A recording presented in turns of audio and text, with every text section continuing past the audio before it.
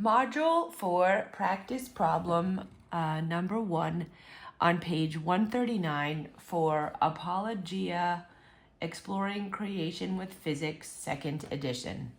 The question is, a ship travels 3.20 hours with a velocity of 21.1 miles per hour at an angle of 123 degrees, including the effects of the current.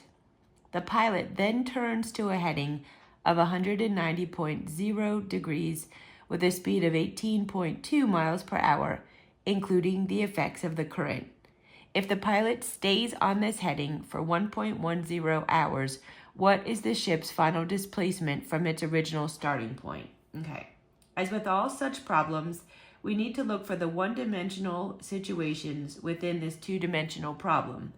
Each leg of the journey is an independent, one-dimensional problem because the ship travels in a straight line in each case. So let's take it one leg at a time. First leg of the journey, I highlighted it in purple. So let's go ahead and list what we know. The velocity is 21.1 miles per hour. Theta equals 123 degrees. The time is 3.20 hours. And now we know acceleration is 0 because velocity is constant. We're trying to figure out delta x. That is our unknown. So we can use one of the equations from module 2. It's equation 2.19. Delta x equals v naught times time plus 1/2 at squared. Again, you can pretty much just get rid of the second half of this equation because a is 0 and anything times 0 is 0.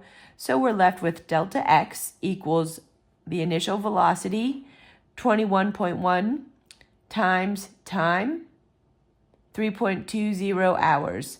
We get delta x equals 67.52 meters. That has too many significant figures.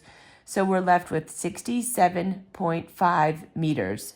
So the first leg of our journey is 67.5 meters at theta equals 123 degrees. So that's just taken into account the information in this first sentence. Now, is this our final answer? Absolutely not. This was only the first leg of the journey. We did learn something though. We learned that the first leg of the journey resulted in a displacement of 67.5 miles at an angle of 123 degrees. That then is where the second leg of the journey begins. If we can figure out the displacement that results from the second leg of the journey, we'll have enough information to determine the final displacement. So in like aqua or green, I did the second leg of the journey. So if you read here, the pilot then turns to a heading of 190.0 degrees with a speed of 18.2 miles per hour, including the effects of the current.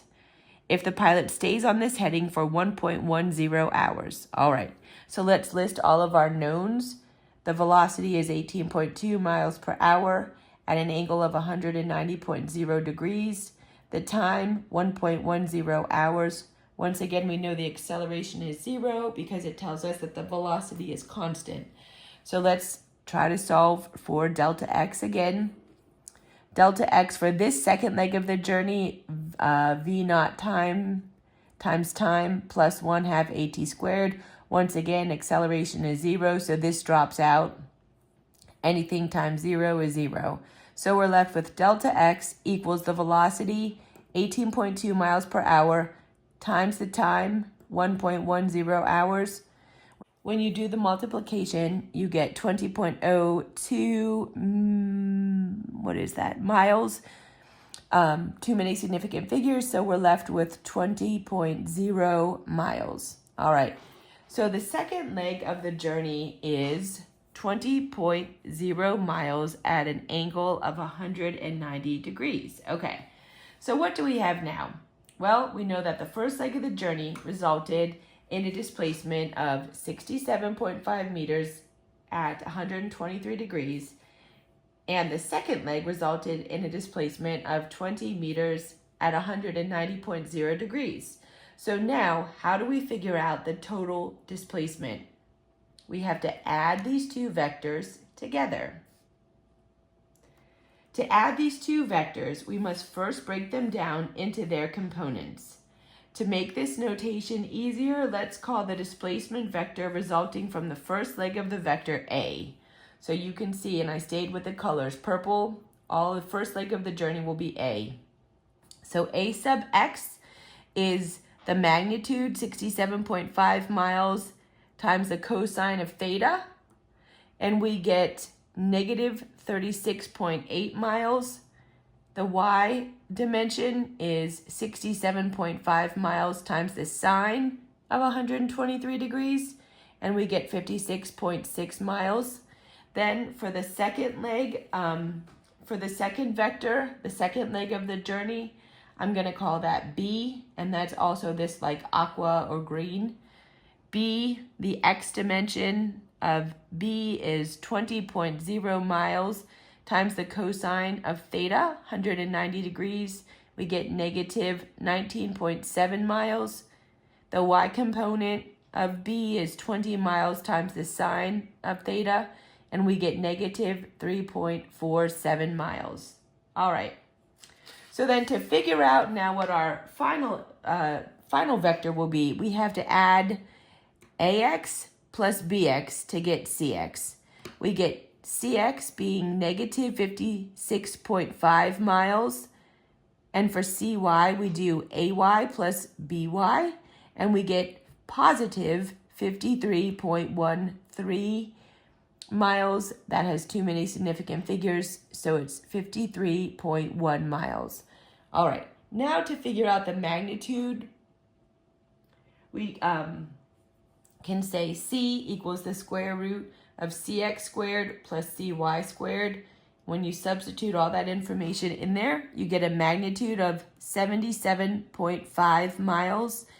Now we also need to figure out the direction of the final vector.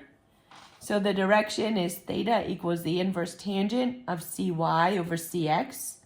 When you put the values in for CY and CX, you get theta equals negative 43.2 degrees. However, when we remember about our quadrant, which quadrant that lies in, we understand that it lies in region 2 or quadrant 2. So we have to add 180 degrees to our negative 43.2 angle down here. And so now our direction is 136.8 degrees. So the ship's final displacement vector is 77.5 miles at an angle of 136.8 degrees.